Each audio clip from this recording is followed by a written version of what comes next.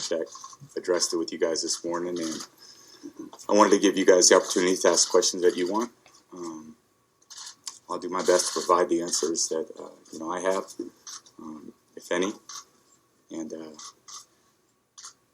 we'll go from there. When and how did you alter the balls? When and how did you supposedly alter the balls? I didn't, have any. I didn't alter the ball in any way. I have a process that I go through before every game where I go in and I pick the balls that I want to, the footballs that I want to use for the game. Our equipment guys do a great job of breaking the balls in. They have the process that they go through. When I pick those footballs out, at that point, to me, they're perfect.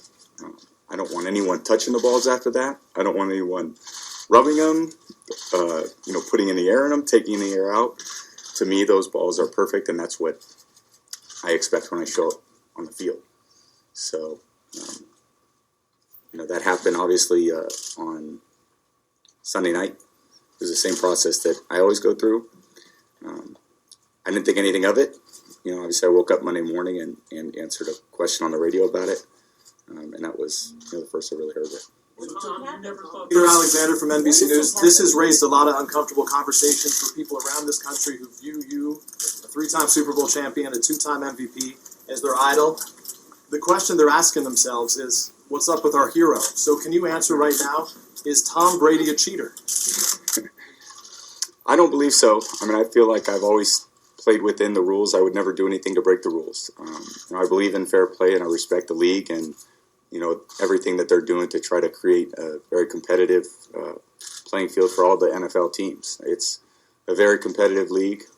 Every team is trying to do the best they can to win every week. I believe in fair play, and I always believe in it for as long as I'm playing. You had a feeling that, did Coach know it all, Tom? Did Coach know about this process at all? And after he spoke earlier, everybody kind of said that he kind of threw you in front of the bus. Did you feel like he kind of just put you in front of this? No, I think everyone's obviously trying to figure out what happened. I think that's the main thing over the last couple of days. It's trying to figure out what happened. Like I said, I was as surprised as anybody when I heard Monday morning what was happening. I think over the last few days, people have been trying to figure out, as the NFL is trying to figure out, what part of the process, and from when I saw the ball, which was 5 hours before halftime, what exactly happened. Tom, do all NFL quarterbacks doctor the balls? Do you feel you've done anything differently than anybody else in the league? I'm not sure. I can only speak for myself. I think that there's a process that everybody goes through breaking in footballs, and it's probably a lot like a baseball mitt when you were a kid. I try to explain that to my friends a lot. When you use and that's your equipment, and that's a football is something that I handle on every play. I want to be very familiar with the equipment that I'm using, just like my cleats, just like my helmet, just like my my pads. You go through that process of breaking the balls in and getting comfortable with them. Of course, I choose the balls that I want to use for the game, and then that's what I expect to go out on the playing field with. Tom, how important is it for you to get this out of the way and take this head on so that your teammates and the rest of the team can get focused on the Super Bowl? Well, that's where the importance is. As far as I'm concerned, I know this is a very important thing, and that's why I'm here addressing it. I know my teammates. We've accomplished something really special getting to this point. I don't like the fact that this has taken away from some of the accomplishment of what we've achieved as a team, and I think hopefully our best is still to come. So we're going to work as hard as we can over the next 10 days to put ourselves in a great position to be prepared for the game. Would you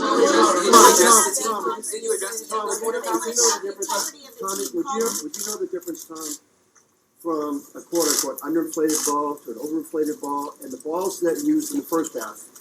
Did you notice a difference in the balls that were actually there for the second half? And would it make a difference? I didn't. From the first half to the second half, I didn't think twice about it. I don't have to put one thought into the football at that point.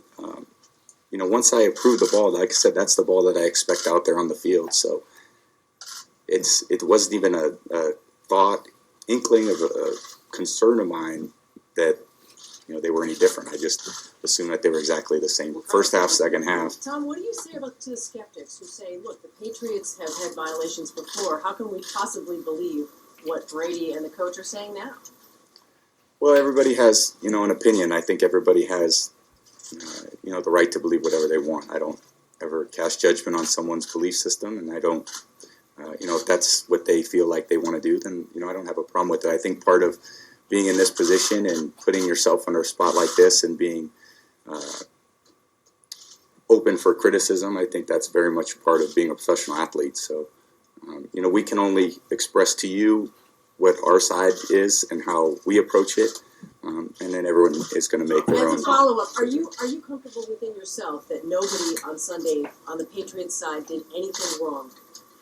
I have no knowledge of anything. I have no knowledge of any wrongdoing of any. Nobody did anything. Yeah, I'm very comfortable saying that. I'm very comfortable saying that nobody did it. As far as I know, I don't know everything. I also understand that I, was in a locker room preparing for a game for 5 hours. I don't know what happened over the course of the process with the footballs.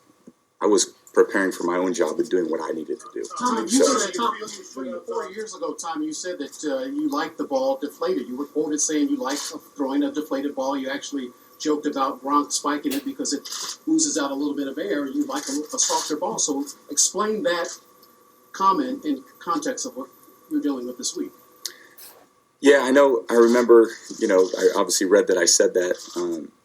I like them at the way that I like them, which is at 12.5. I mean, to me, that's a perfect grip for the football. So, I think that particular term, deflated or inflated, whatever norm you're using, you could probably use. I would never do anything outside of the rules of the play. I would never,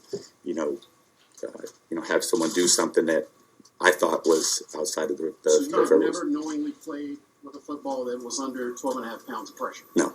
Tom, should you have tried to find out why the balls in the last 3 days, why the balls were so underinflated? I mean, obviously it's important to you and the reputation of the Patriots, but have you tried to find out, even though you don't know that? Or should you have tried to find out why the balls were underinflated?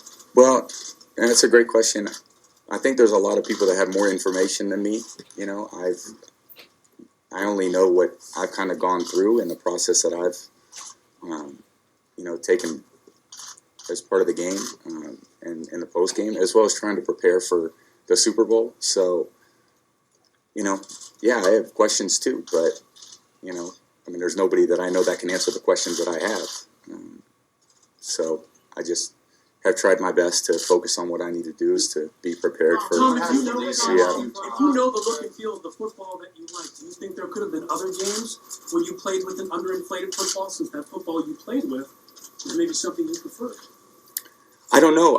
Like I said, once I'm out on the field, I'm playing, I have no thought of the football at that point. I'm thinking about the defense. I'm thinking about the execution of the play and what I need to do. I'm not thinking about, how the football feels. I grip the football and saying, hey, have I played with an underinflated ball before? I have no idea. Hey, Tom, This was the first that I've heard of it. Obviously, on Monday morning was the first that I heard of it.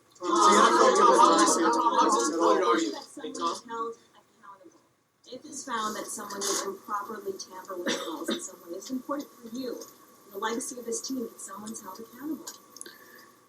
Well, that's for, I'm not the one that imposes, those type of, accountability. It's, discipline and all that. That's, not really my job. So, obviously I'd like to know what happened, as you all would too. In the meantime, I'm going to try to get ready to do the best I can to play, against the Seahawks, because I can't do anything of what's happened in the past. I have to just go forward with the most awareness as I can going forward and trying to be the best that I can be for our team. Everybody's entitled to their opinions and beliefs, right? But how does it make you feel that they're calling your team cheaters on the week 2 weeks before the Super Bowl? I think a big part of playing here is, trying to ignore the outside forces and influences and people that are maybe fans of your team or not fans of your team, or fans of yourself or not fans of yourself. And like I said, everybody's entitled to an opinion. Those opinions rest with those people.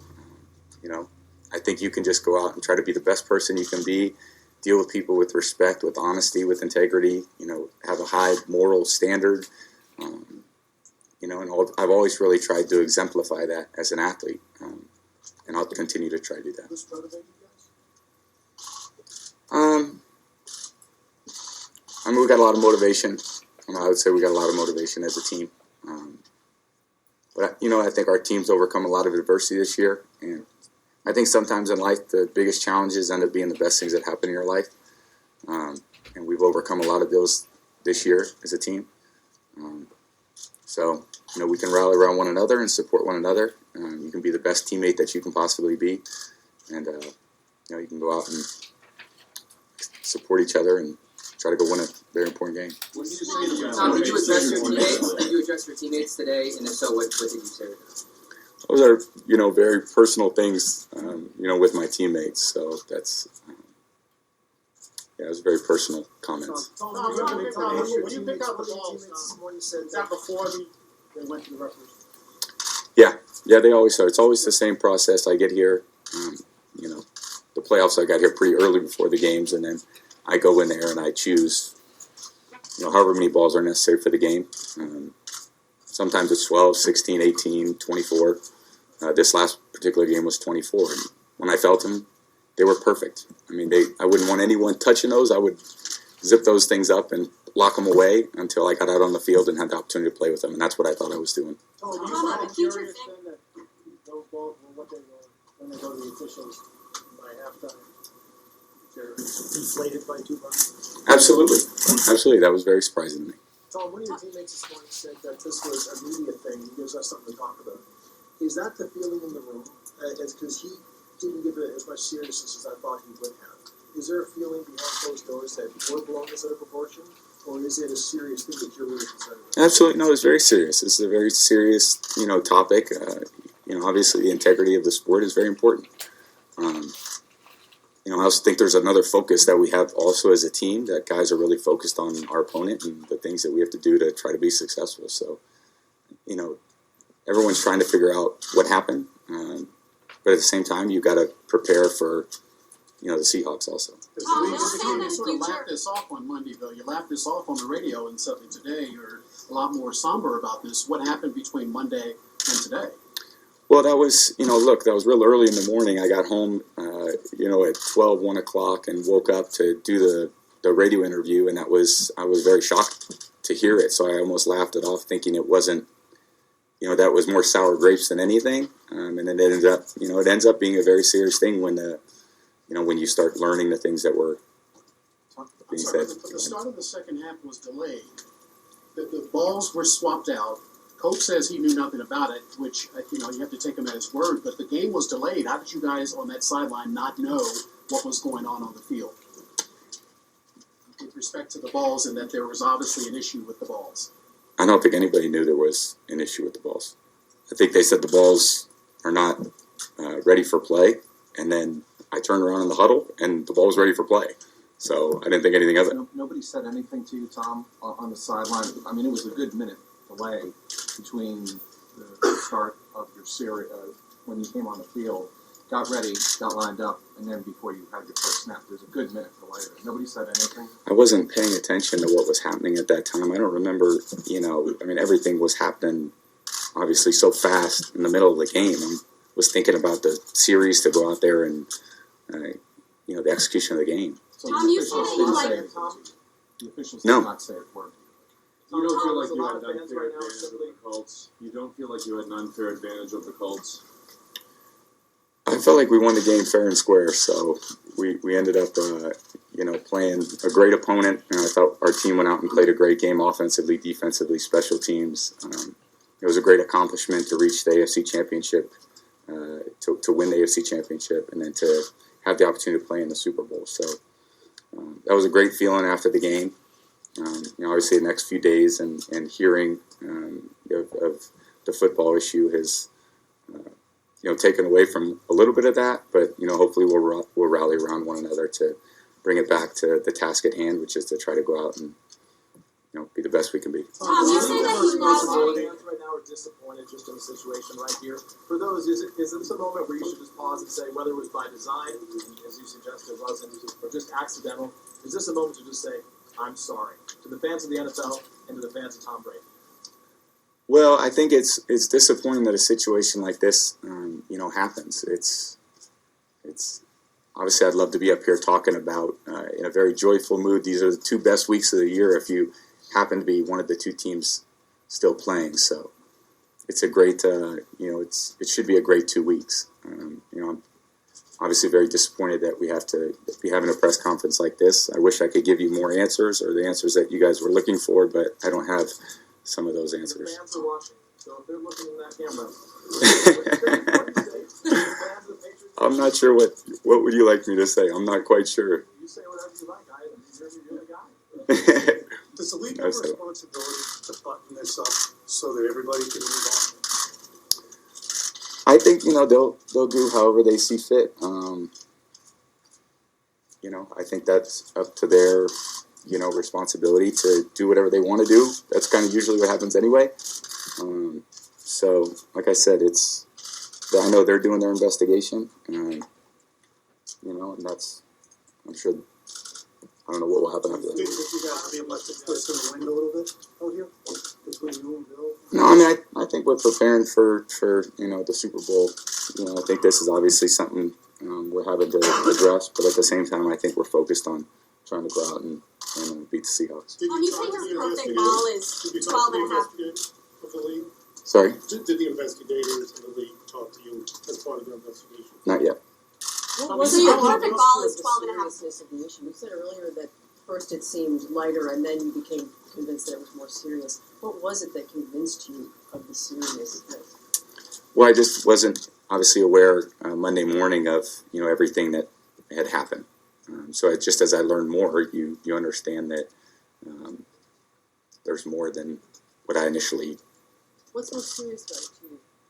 I mean, what's the biggest problem with your family? Just the integrity of the game. I think that's a very important issue to always, be mindful of as an athlete, in fair play. And I think we set a great example for the younger athletes, the younger kids, the college kids, the high school kids. We want to be the ones to set the great example. Bill said that a Are you future. frustrated by this process? Are you surprised by the process of what the story has become, and what, I guess, do you hope the end result is going forward from what this incident has brought about?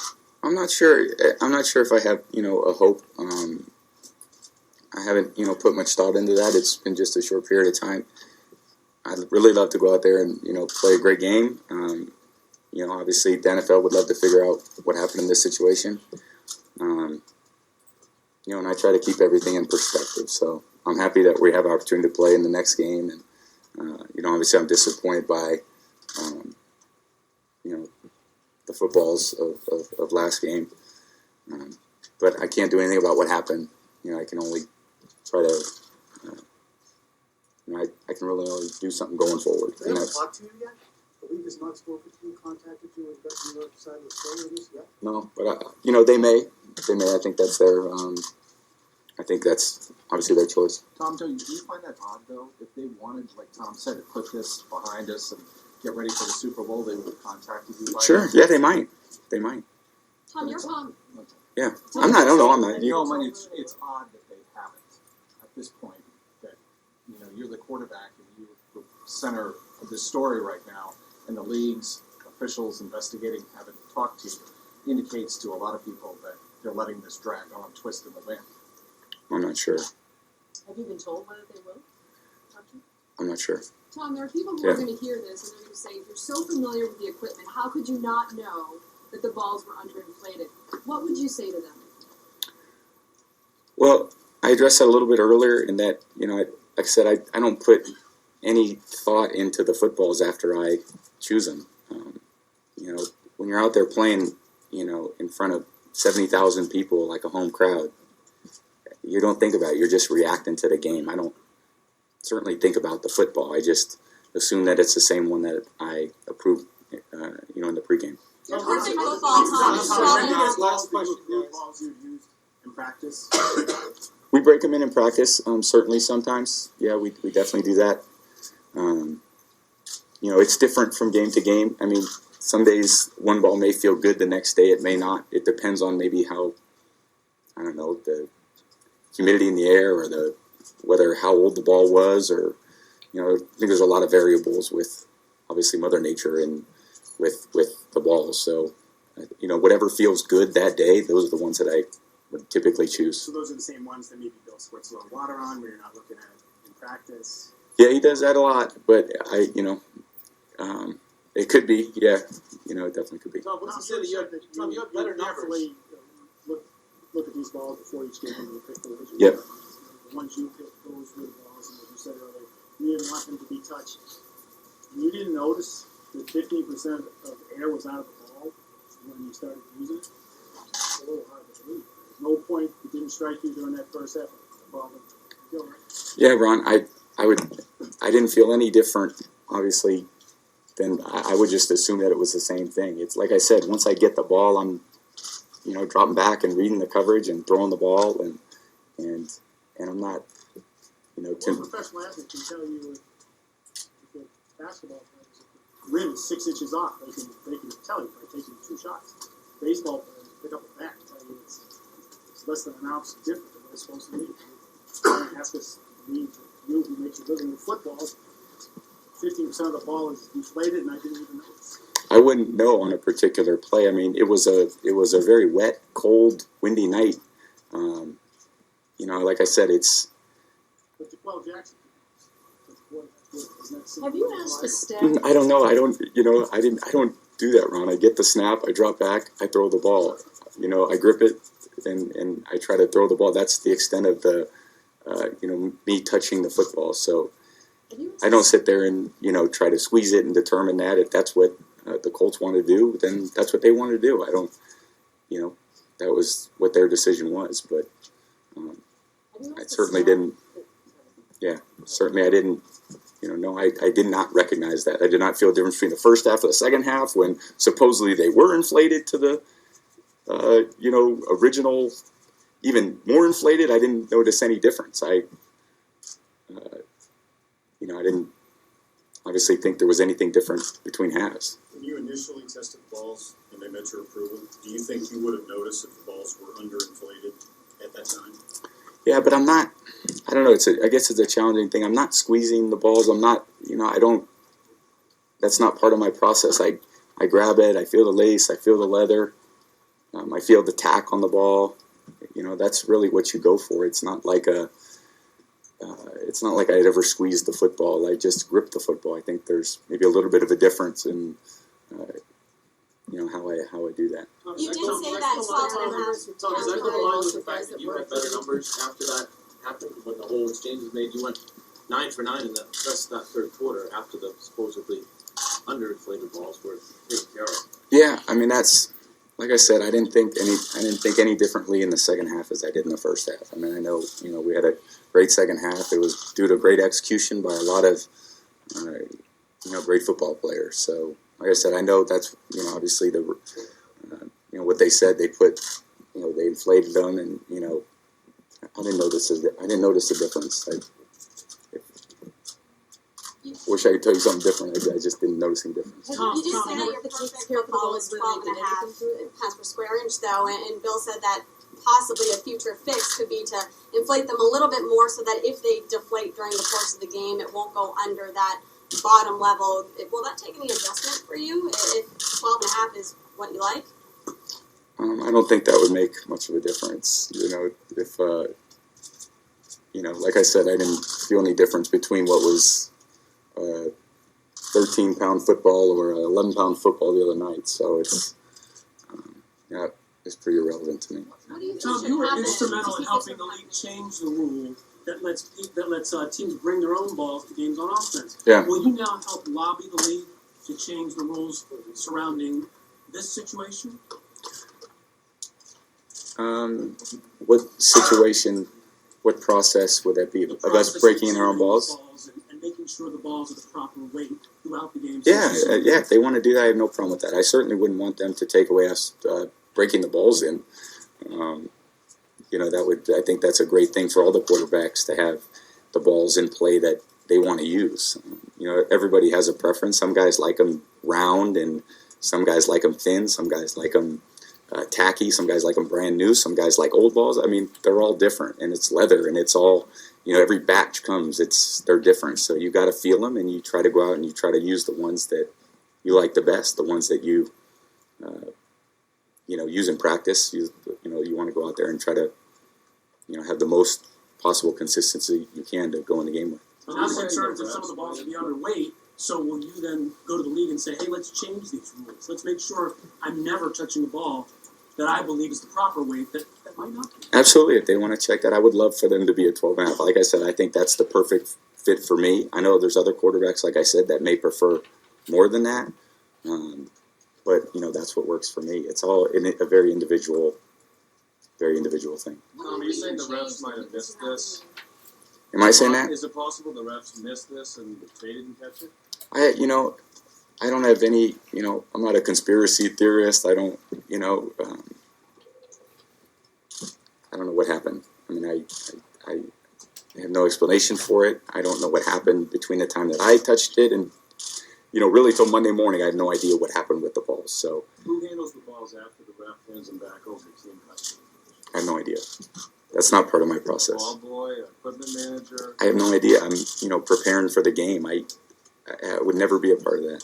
Who handles the practice? You say, I might like this ball for the game. Where does that ball go? The quarterbacks always, will throw the balls, and if we like a ball, then we throw it aside. So Tom, just to confirm, the NFL has a question. Have they contacted your reps, agent, anything? As of this morning, I'm not sure. I'd say that. I'm not sure. They may or may not have. I'm supposed to, talk to my agent after, and that may be one of the things that he wants to talk about. No. Tom, have you heard from any former teammates, current NFL players? I mean, you don't have to say who they are, obviously, but have you gotten any opinions, pro or con, about what's going on with DEFLATEGATE and the Patriots? Well, I've had a lot of, great support from, a lot of people, and I think that in a situation like this, it's really, it's a very, like I said, sometimes some of the toughest things you deal with end up being the best things because you realize the people that you can rely on that love you and support you through, something like this. So it's I appreciate all their support. I tell them I'm okay. It's things are going to be fine. This isn't ISIS. This isn't, no one's dying. But we'll get through this, and hopefully we can really start preparing for Seattle and get our mind focused there because they're going to take all my mental energy for the next 10 days. This got blown out of proportion for no reason. This got blown out of proportion for absolutely no reason. I think the integrity of the game is very important.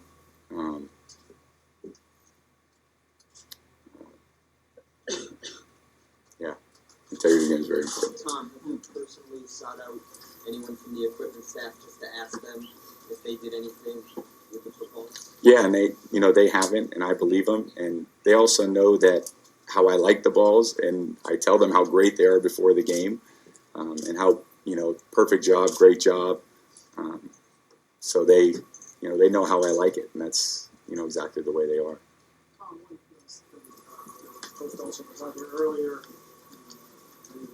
He said was, I don't know what happened.